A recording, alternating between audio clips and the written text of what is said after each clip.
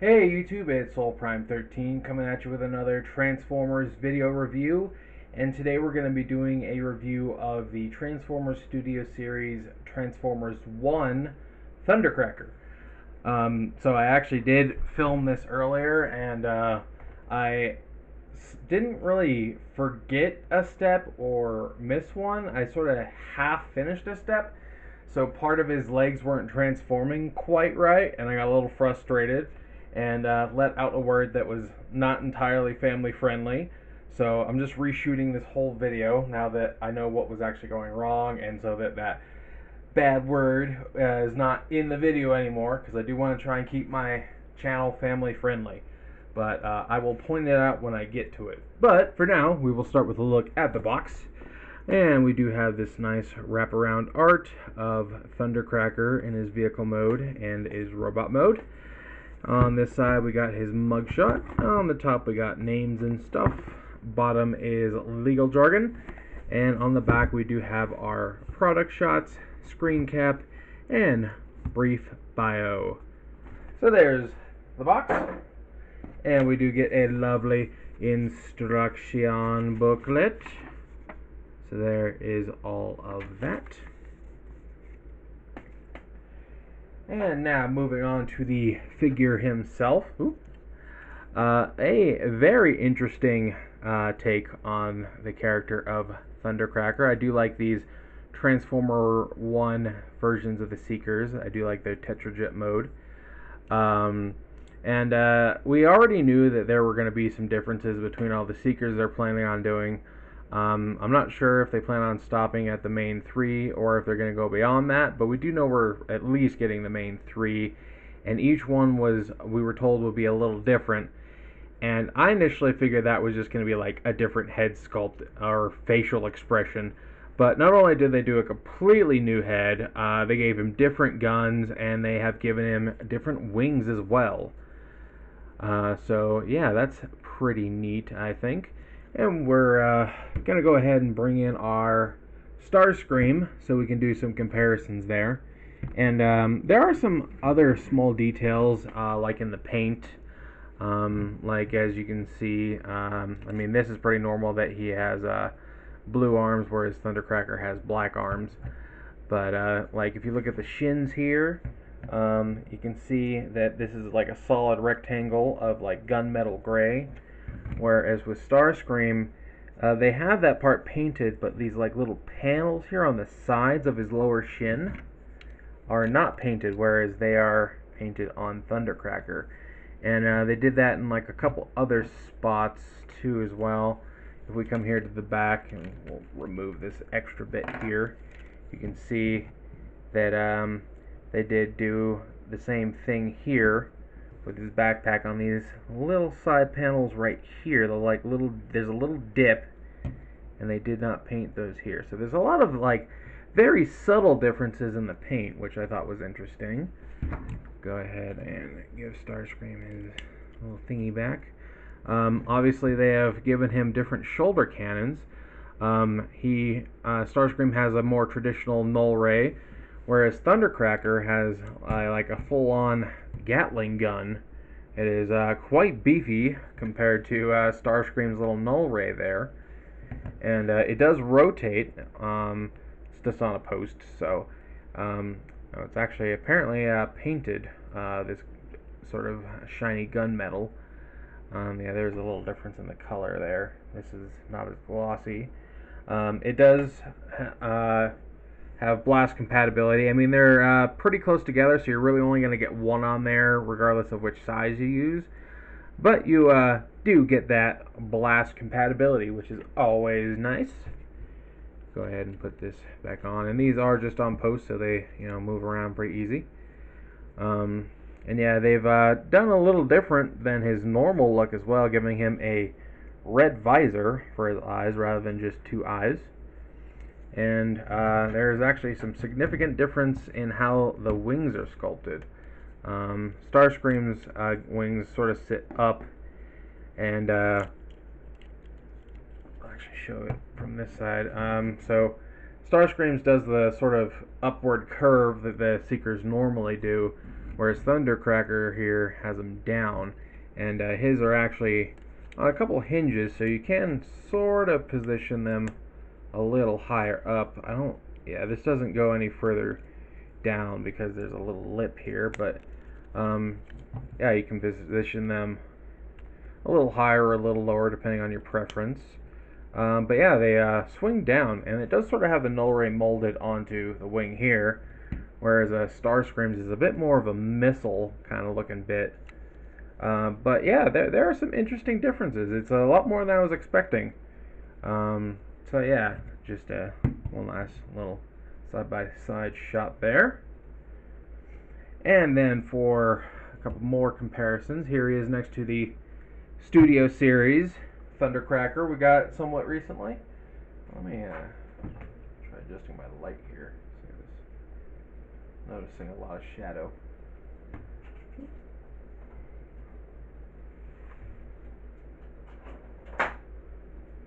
Okay. Put him off to the side. Here he is with another Cybertronian version of Thundercracker in the Gamer Edition. So you can see how he compares to that.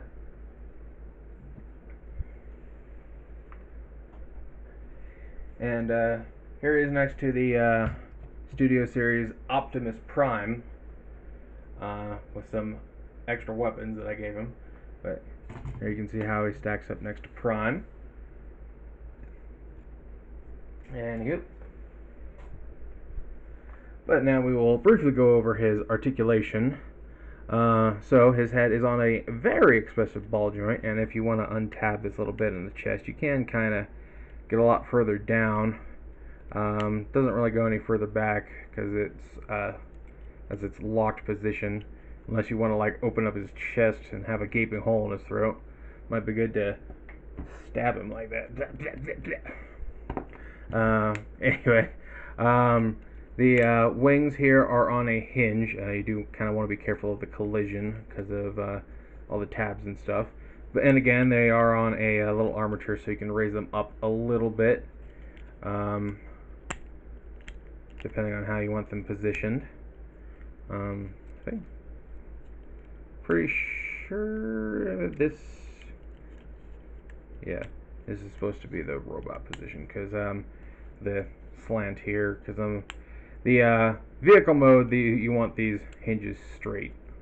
So anyway, the arms are on ball joints, so we do get like a full 360. We do get straight out. The shoulder pads for the guns are on a hinge, trying to not just pop the gun off. So you can move those forward, and they do come up separately from the arm. They do tab in right here. You can sort of see there's a little tab. So if you want to lock them on, you can, or you can have them move freely. And again, these are just on posts that plug into the shoulder, so you can move them around. Again, the barrels do rotate, so there is that. We do have a kind of at the very bottom of the bicep, almost the elbow swivel. Do have a over 90-degree bend at the elbow, which is nice. No wrist articulation, unfortunately. No waist articulation as well because of transformation. We do get a thigh swivel. We do get nice upward kick. Do get all the way out to the side. And we do get a very significant knee bend due to the transformation. So there's that. And nothing at the foot, unfortunately. The foot not having articulation, I do understand just due to the nature of the transformation. And I do get that with the waist as well. That's actually something that we kind of see a lot with Seekers, is a missing waist. But I really do think they could have done something with the hands, considering that they, don't have a waist or ankle. Like that. This one feels lazy. These two, I understand that transformation kind of hinders those. So I know DNA is doing a upgrade kit for Starscream that's going to come with some new arms. And I do believe it's just going to be this part down from like the mushroom peg, and I believe it does have like the hands fold inside or something like that. I don't remember exactly, I'm mostly getting that kit to replace this awful head sculpt, but it will probably extend to the other Seekers because they are adding new arms as well as some gap fillers. I don't remember all of them, but I do know that they are making some for these intakes to give them that sort of slit vent look. So look forward to that video whenever that thing releases in the future. But yeah, overall, the articulation's not bad. It's definitely limited, even for a deluxe, but at least with the waist and the feet, I understand why, but I feel like the wrist was just them being lazy. They could have like at least given us like wrist rotation. Anywho, I think that's about it for the robot mode. So I think we can go ahead and move on to our transformation. So we are going to start by just kind of popping his head up here, and we are going to slide these shoulder pads forward like so, and then we're going to come here to the back. We want to make sure to untab these intakes from the back here and just sort of flatten out the wings so that we can move these a little further out to the side like so, and that'll let us open up this whole compartment. And now we can come here and just sort of tug on his sides and unhook the cockpit area. So what we're going to do here is we want to fold out this bottom part, and then we want to bring this down, this whole section here down, and that will let us pull up on this, and you can see there is a little middle panel hinge here, and you do want to make sure that you're watching where that is during the transformation back into robot mode, because if you move this up too early, these little bits on the side will catch on stuff. So it's not like gonna break or anything, at least as far as I know, but it does like catch, and if you do it in the wrong order, it makes it a lot harder. But anyway, we are going to extend that all the way and bring it down, and then we can bring this up and it'll tab together. Then we flip out the rest of the nose, and there we have our cockpit. And now we can lift this whole section to the back, and these tabs here will go into these like shoulder areas like so, and that'll let us lift this all the way the rest of the way up and straighten that out. Then we're just going to push his head back into this little reservoir here, and then we can close that back up. Now we want to bring, actually before we do that, I almost forgot, we want to bring these all the way down like so. Bring these all the way around like so. And now, so in the robot mode, you want to tab in these black bits to the top of the backpack, this little bit right here. But now this little blue bit right here is going to go into these gaps right here. So now we close that, and that'll lock those into place. And now we want to bring the guns around on the shoulder pads just like we did with the Starscream. There's just no middle gun here this time, and we just bring those together at the same time, and those will just sort of interlock. And now we can adjust, oh actually no, maybe the down position is the robot mode version, or vehicle mode version. Yeah, it is. I got that backwards. Because yeah, you can see there's a little tab right here and a little slot right here. So I got that backwards. My bad. And just make sure that they're sitting flat as we do this. And this sort of untabbed a little bit. And we're just going to move these arms up out of the way while we work on his legs. So a little stiff there. Anyway, so what we're going to do is we're going to bring his legs sort of forward a little bit. We are going to tab them in down the middle. We're going to come back here and open these tabs. And then we're going to fold his legs over.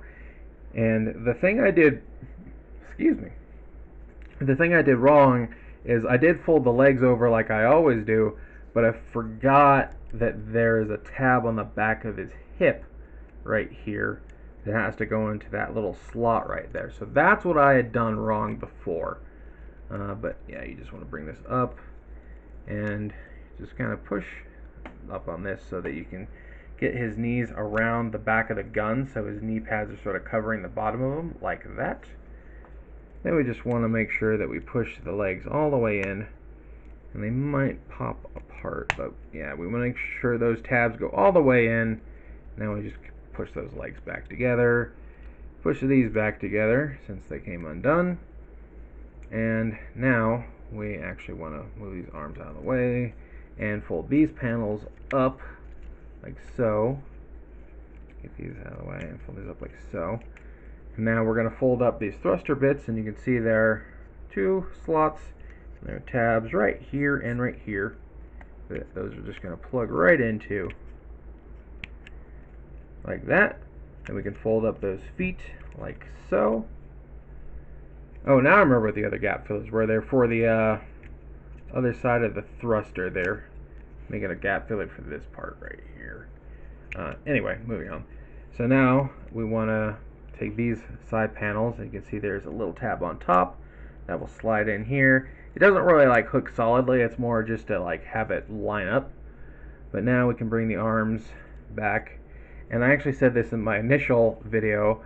A lot of people find the like chest cockpit a little confusing / annoying. I always forget how to line up the arms. The only reason I'm remembering right now is because I filmed this video once already an hour ago. But for some reason I always forget how these panels and how the arms are supposed to line up the first time I come back to this guy. But yeah, you want to make sure that these 2 tabs here and here go over the 2 sides of this hinge. You can see there are little notches on the side of it, and we'll just plug it in over like that and plug over like that, and yeah, just kind of line these wings up, make sure that this is all lined up, and there we have Thundercracker in his Tetrajet mode. And yeah, it's an interesting little jet. And again, the wings are now different, and there's no little gun here. In fact, let me go transform Starscream real fast. Okay, now we got Starscream here in his jet mode, and yeah, you can see the difference in the wings again. There is a little downslope piece here. There's guns molded on the front of the wing, and they have like a big sort of missile pod, whereas this has like just a flat little null ray. And then yeah, you don't have the 3rd gun here on the bottom. I'm a little surprised that they didn't bother including that, but maybe it's just because it wouldn't have fit as well with these bigger guns. It could just be a money saving thing, knowing Hasbro, who knows. But yeah, they left this part out, and they also left out the this little bit for his backpack. As you can see, that's not included either, which, I mean, I do kind of wish it was there. It does kind of make that look a little better, but I understand it was more of a handle for this, but I do think that they should have left that part in at least. But yeah, yeah, and again, like, there are some subtle paint differences. Like, this guy's got a little splotch of silver, whereas he does not on that little bit right behind the cockpit. Oh yeah, and the yellow extends a little further here, whereas it's more rounded there. There's just some little subtle differences in the paint that I've been catching here and there. So yeah, but yeah, pretty neat. I do like these little jets, the way they look. I think they're probably one of my more favored just general look for the Tetrajets. I do like the Siege Tetrajet transformation a lot more. I really do like those. Just the way this looks, I do like a little bit better. But we'll go ahead and move them aside. I do want to do a couple more comparisons. Here he is with the generic Earthrise Seeker. See how he stacks up next to a Voyager. Again, you know, it's a Voyager versus a Deluxe. Deluxe after budget cuts. And how old is this now? Like 8 years old? So, yeah, definitely a huge difference in size, but pretty much all the Transformer 1 figures have been deluxes except for Alpha Trion and Sentinel, and honestly, the only ones that should have been Voyagers were probably the end of movie Megatron, Optimus, and Arachnid. I think they should have been the Voyagers, but hey, it is what it is. And here he is next to Nacelle to compare with a different Tetrajet, just so you can see how he stacks up versus the Siege version. And yeah, again, I really wish they had included that top piece, because it does help with that triple edge tri part. There's probably a chance that DNA might throw in that when they do his upgrade kit. Who knows? But yeah, for right now, I wish they had left that part in. But otherwise, anywho, so yeah, that's our vehicle mode for the most part. And again, it is a nice looking jet, and I'm very excited to see what else they do for Skywarp now, and if they're going to go beyond those. I know there's like a decent chance we'll get the cone heads. I do think they showed up in the background. Whether or not they'll do like some of the more bottom of the rung deep cut seekers like the Rainmakers or the Welcoming Committee, we'll have to wait and see. Wouldn't say no to a Sunstorm either. I really love his color scheme. Probably like him just as much as Skywarp as far as colors go. But we'll have to see what they do. I do love my repaint, so I'm not opposed. But yeah, there is our look at Thundercracker, and overall, I do like this figure, and I would recommend him, especially if you enjoyed the movie. Definitely want to show my support for that movie as much as I can, even though I know we're not getting a sequel anymore, which is a tragedy. But yeah, overall, really digging these Transformer 1 figures. I know we're supposed to get Soundwave next on the list. I think he's coming out in a couple months. So, looking forward to that. And yeah, I think that's pretty much it for this review. So I think I'll go ahead and wrap it up. And this is Soul Prime 13 saying transform and soul out.